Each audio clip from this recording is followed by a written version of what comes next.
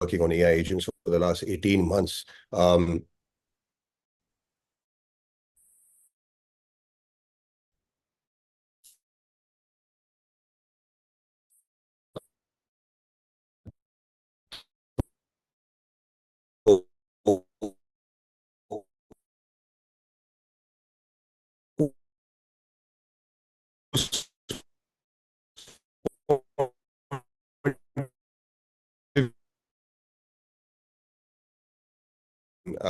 Happens in specific states. What impact? So I can talk right now, Yeah. right? I mean, or till we're waiting. Yeah. So what impact that brings on to this chemical compliance company, right? So your environmentalists reason out based on basic logic. They're basically these personas that we've given them. They're superhumans, for example, right? So they're the best reasoning implications or impact that brings to this company. And there are a lot of chemical compliance company में mathematical formulas भी होते हैं, सब कुछ होते हैं. So it actually comes up with an input that and tell AI developers to start now coding on top of SAP. And then I see an AI developer start writing a script on SAP, and then I see a QA AI developer sort of fixing that and in seconds coding a whole IP on top of SAP, right?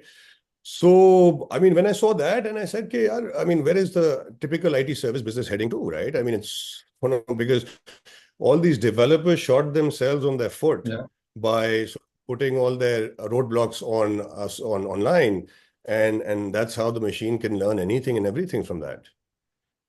So it's quite crazy Quite where we head. interesting. So it is, I mean, insurance customer of ours or prospect of ours, and with the CEO saying specific use cases, and he was asking me what is the impact on the HR, on the cost. Practical live examples where 5 large banks in Pakistan did this RFP for conversational AI agents or whatever. And we managed to win all of those 5. And there was a specific reason that we were able to actually win those 5. It was कि जो आपके nuances और semantics होते हैं ना local, एक तो वो you have to sort of train those LLM models to get better results and more accurate results, right? So, how it's reduced, like for example, if their chat agents are like 20, 25 agents, it's reduced to maybe 1/3, 1/4. Yeah.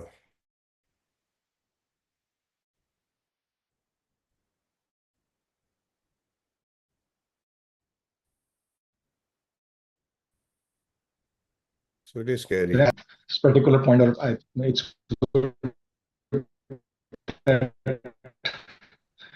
we have assigned that question to you.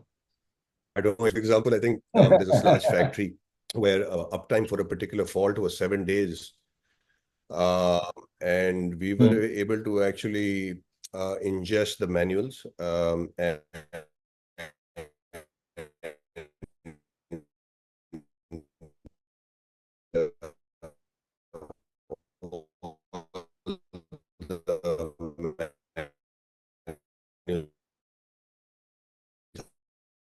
then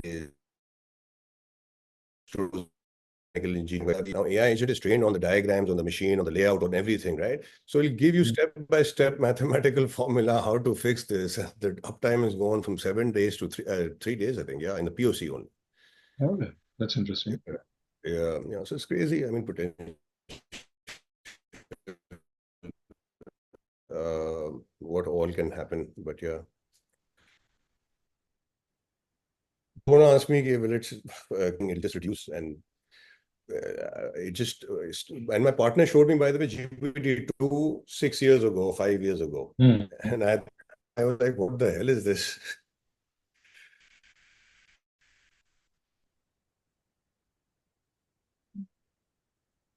Interestingly, I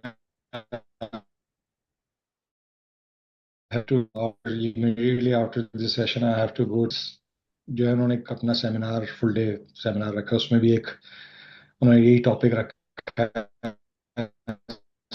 So the questions is how this will affect our future. So I'm hoping to get some pointers from you, from other panelists, Yeah. so that I can speak. But it's a difficult situation because I mean, at one point, I mean, कुछ जगहों पे हम like generally typically पीछे चल रहे होते हैं, लेकिन यहाँ मुझे लगता है कि we will be forced to No, no, be up absolutely. to Hi, speed. Monis. I'm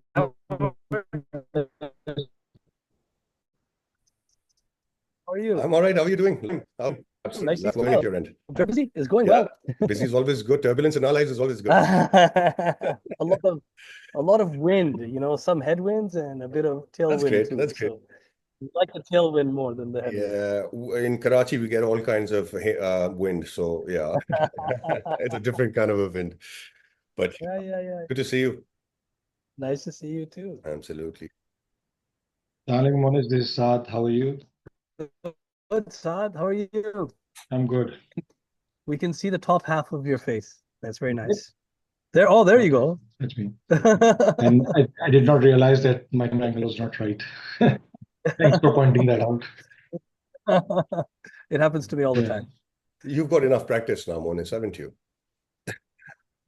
Well, I talk to my father quite a bit Okay. on Zoom, and whenever I talk to him, I can just see his eyes, and I have to remind So I see my father's forehead and yeah.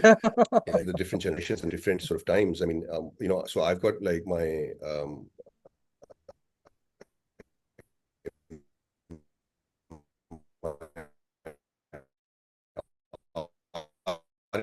R&D, and when I tell them this one, I see and communicate this following to him, and after 1 hour,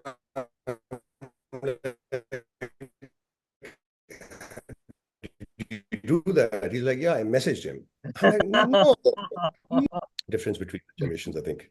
I think, guys, Thank we you. need to Inki start jaan this. nikalti hai Hi, to make a Monis. phone. I think your shutter for your camera is closed. Yes, now we can see you. Great.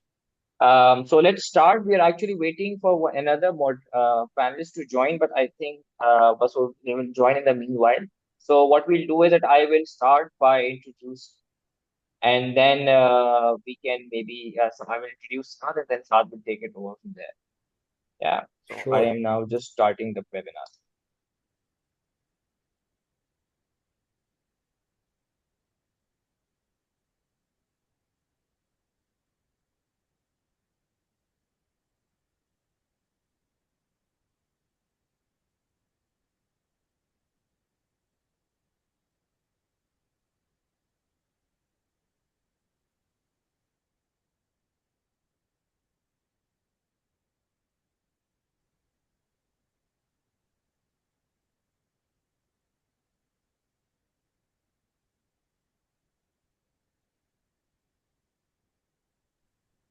I think we should wait for a couple of minutes for people to join. They're just joining, and then we'll start.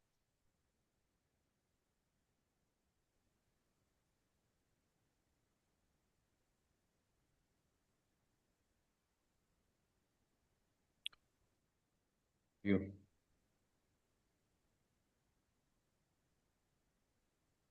Can you hear me?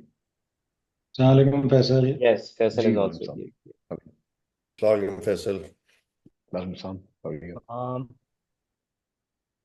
Hi, Monis. How are you, man? Good. see you. Nice to see you. Nice to see you. Yeah, likewise.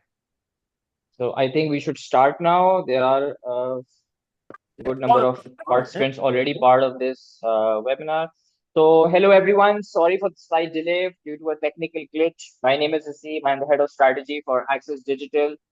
This is our webinar number 5, powered by Discuss Board Meeting Solution.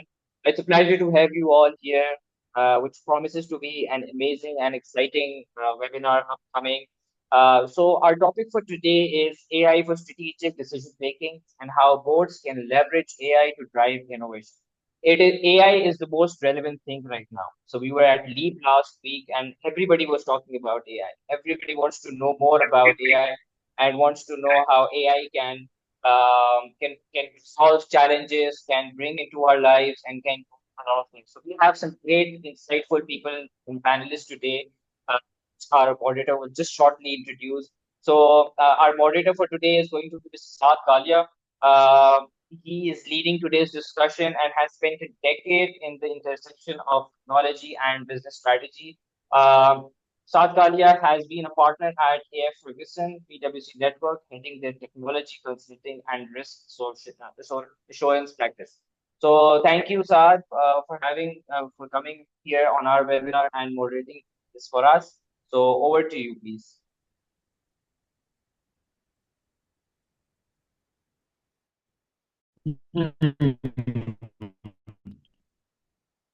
Thank you, Hasib. Assalamu alaikum and good afternoon. A full powerhouse here.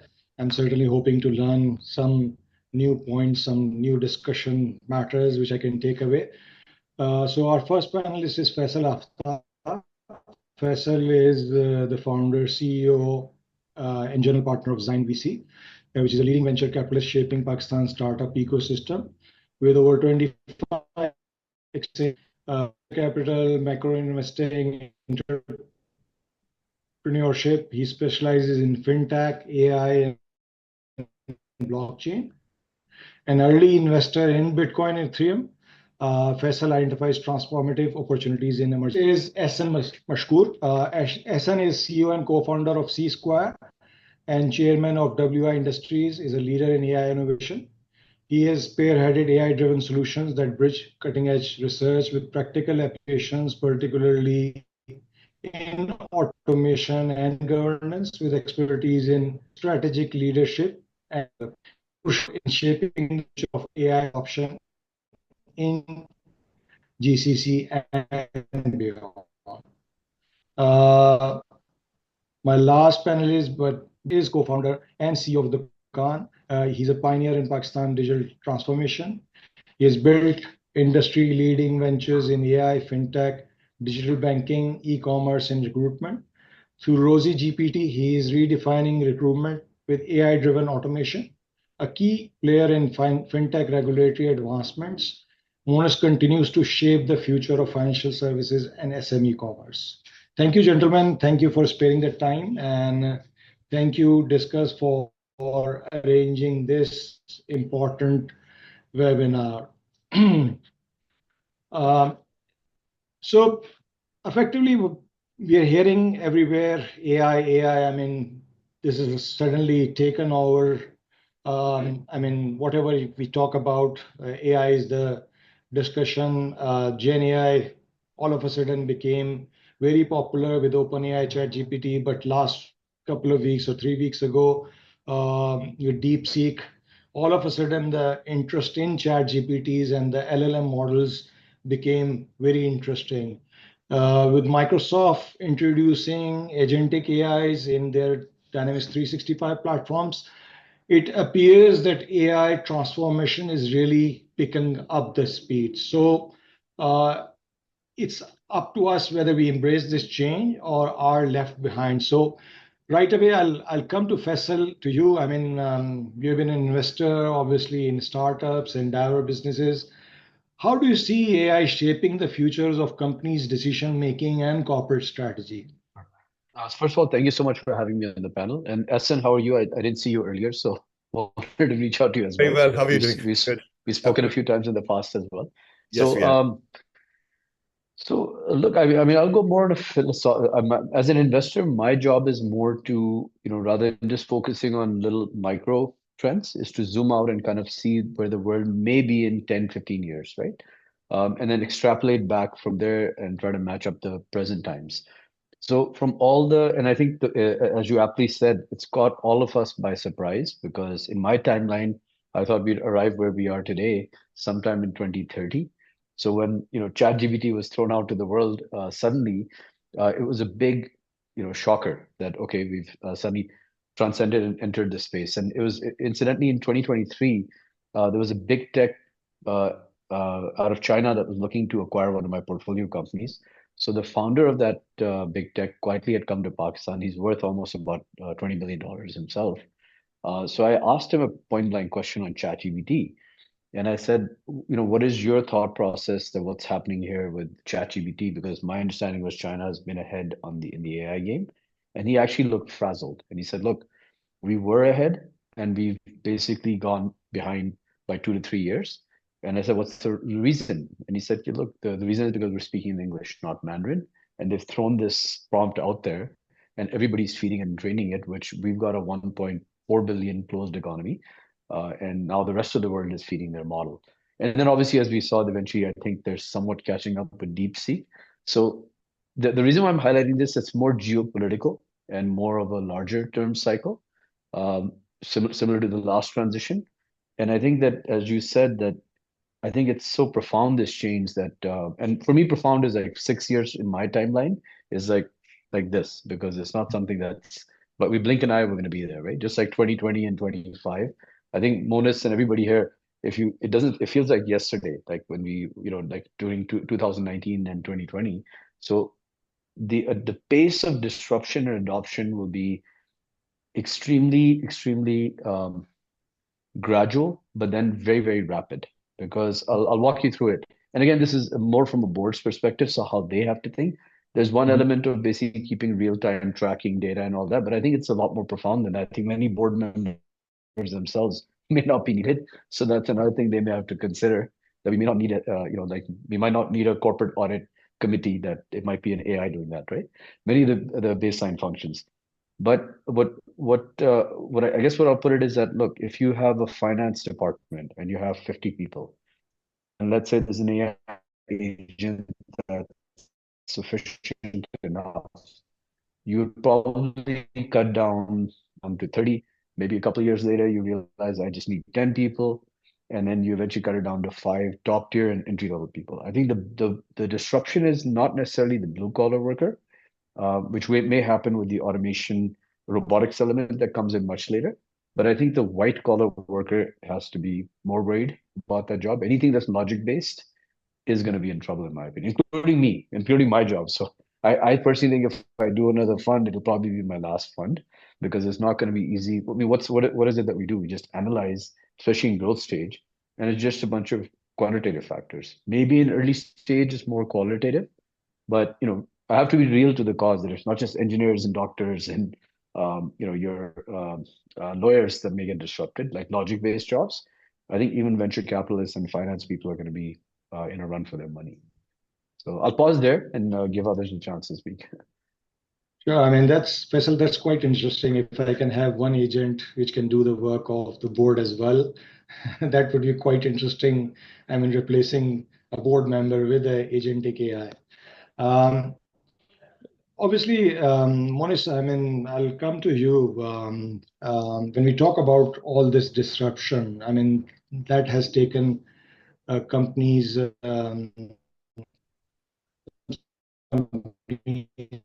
by surprise. So, workforce for the future. I mean, with your experience, especially in Rosie and the way you're working, I mean, what sort of incentives and policies the company need to make sure that the workforce they have, they make them up to speed, so they are ready from the workforce perspective. And again, retaining and attracting new workforce is a challenge. I mean, I know there are quite a number of questions mixed into that, but I think that's one of the challenges which I'm sure all of us are facing in terms of the talent. Saad, thanks for having me on the panel. This is a topic I'm very excited about and passionate about. I've been getting very deep into AI for the past 2 years. In the early days, started dabbling with models, and the result is, we run the largest jobs platform in the country, which is a legacy platform and was quite outdated. And we managed to transform it completely AI-based Rosie GPT, and now we found new wind, and the things that we're able to do with our organization, with our platform, is unprecedented. I couldn't have dreamt of doing it. I had a team of 6 data scientists that I was paying a lot of money for. We weren't able to do a fraction of the things that we are now able to do today. So it's actually given new life to our entire platform, and platforms and organizations that don't adopt this are going to be obsolete very, very quickly. Faisal's absolutely right. It's going to happen slowly, and then it's going to happen very fast. And I think that slowly part is where we are right now in Pakistan. If you go overseas in other countries, you're finding that the adoption of AI has been much quicker and much more rapid, and it's been assimilated into products, especially SaaS products, super fast. So we're still behind the curve. I'm glad we're having this talk. I think it should have happened 6 months, 8 months ago. There's urgency. So to start off with, I think boards and organizations need to understand how they can use AI, what sort of permissions they need to give, what sort of encouragement they need to give. There's still a big fear factor around AI. And any AI is copying. I don't want my employees using AI. I don't want, so we need to embrace it as quickly as possible. And we need to ensure that everybody in our organization is leveraging it. When we talk about AI, I think the knowledge in organizations is fairly restricted to ChatGPT. When we talk about AI, we're like ChatGPT. The world of AI is evolving so quickly, so rapidly. Every week, I'm struggling to keep up to date on the latest models. Faisal was talking about DeepSeek. There's Qwen. There are many other models. There's a mix of experts approach. There's a way you do RAG.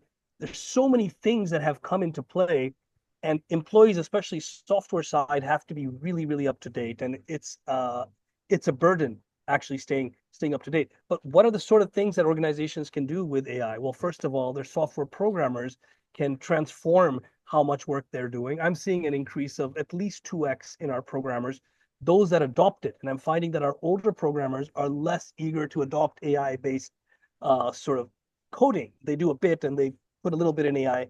And the new kids who are just emerging into the workforce, they basically put a whole prompt in there and create large amounts of code, and they get very good.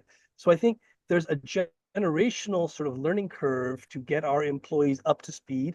It's not just software programming. Then you go to, recently we made a brand strategy by prompting a really nice prompt, a page-long prompt, and it created a beautiful brand strategy sort of a document that I would have spent a lot of money on with an expert, and it did an amazing job. And you can keep iterating these things. To be very honest, we had a legal firm on retainer to do our MOUs and our agreements. We no longer use them. I put it into ChatGPT, and I analyze the results. Of course, you have to read the agreements, but we basically are able to generate MOUs and agreements very, very fast. And I can go on and on, like proposals and RFPs. The amount of time it takes to create an RFP in an organization is massive. You have experts who have to read this whole thick spec and then write your RFP. We can load that directly in to an AI platform. It'll generate, an RFP for you. So you're seeing like, an order of magnitude increase. Now, how do we incentivize our employees? Well, there are two things. One, maybe not today, but tomorrow, next year, year after that, employees who aren't leveraging AI, the proper tools, there are lots of tools. It's not just ChatGPT. On video side, image creation side, creating presentation side, there are lots of vertical AI tools. Those employees that aren't ramping up on this quickly are going to be left behind. It's a matter of survival. And at a higher level, it's a matter of survival. If the organization isn't able to live that, if organized elite and will be left with loaded sort of. So I think it starts at the board level, creating permission, creating encouragement,